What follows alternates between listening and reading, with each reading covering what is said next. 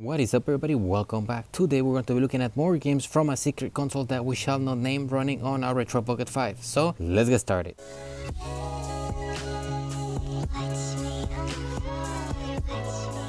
Now before we begin, don't forget to drop a like, subscribe to my channel, it really helps me grow so I can keep on bringing content for you guys like this. So with this said, let's jump onto the first game of this list. The first game on this list is Persona 5 Royale. I played this on my PS4 back in the day before the Royale version was released. I actually didn't get to finish this, but honestly, being able to play this game on the go brings me back to the time where I was playing Persona 4 Golden on my PS Vita. I really enjoyed that game, and honestly I've been really enjoying Persona 5 on my Retroid Pocket 5. It runs pretty well on here. You definitely get the FPS drops here and there, but it's nothing too bad. The game is definitely playable. I have 32 hours into this game and I have only had a handful of crashes. Obviously with the settings that I have on this screen is what has been giving me the best performance on this game, and I cannot emphasize enough how well this game runs. I'm actually really surprised that this is playable on the Retroid Pocket 5 at all. I am happy to have this game on here. Like I mentioned, I didn't get to finish it on my PS4, so being able to take this on the go and play it whenever I want is a game changer for me.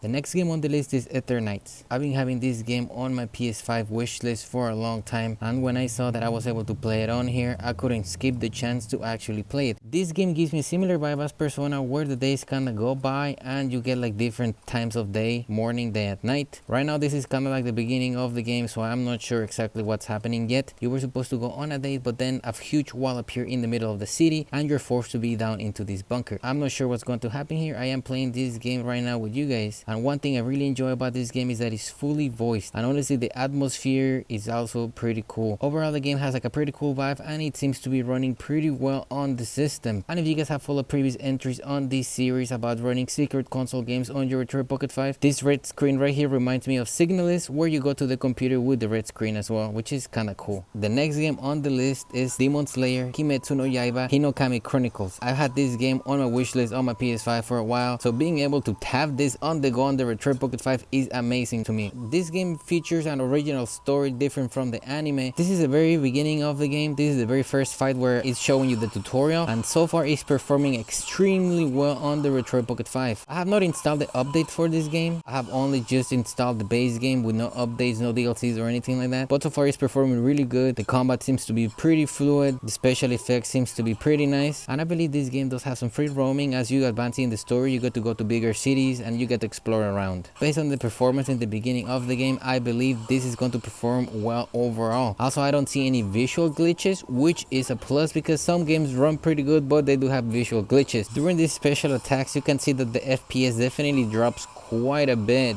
Wow, that was like a 15 FPS drop. It's not too terrible because the special effects definitely do add like a little bit of pop to this, but again, I'm running the game in dock mode, so if you're running on handheld mode, might give you a better performance. The next game on the list is a cyberpunk game called Turbo Overkill. I am not exactly sure of the premise of this game, but it did look pretty cool with the retro graphics and with the cyberpunk setting. I think that is pretty dope. And the funny thing is that in this game you have a leg that transforms into a chainsaw, as you saw right there. The game seems to be really fast paced and honestly performs really good with the stock driver on the system. As you can see, you're moving super fast in here, but the FPS is pretty steady. It kind of gives you like a little bit of Doom vibes in a cyberpunk world, but honestly it's pretty cool to see all these new games working on here. So if you guys are fans of pixel graphics and cyberpunk, this is one game to give it a try. It's a brand new game, it was just released a few weeks back. Even right now with a lot of enemies on the screen, I can see that the FPS is staying pretty consistent at 30 FPS, and I don't really see any drops. It's crazy how well it's performing.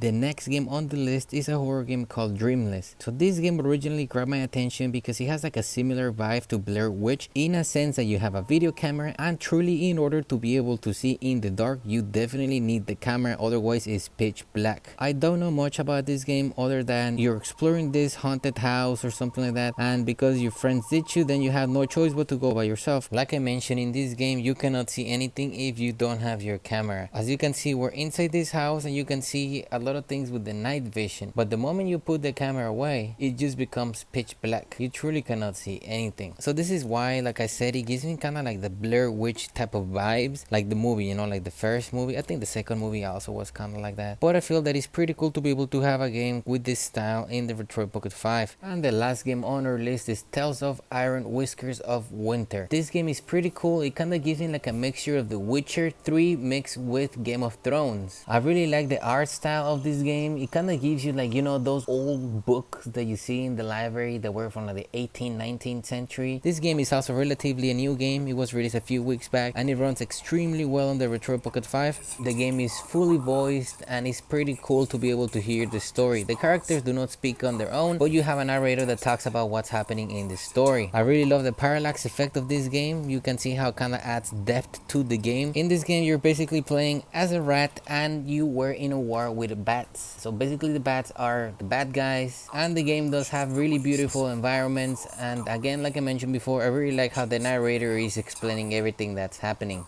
Alright, that is all for this video. Thank you guys for watching. Don't forget to drop a like, subscribe to my channel, and I will see you guys next time.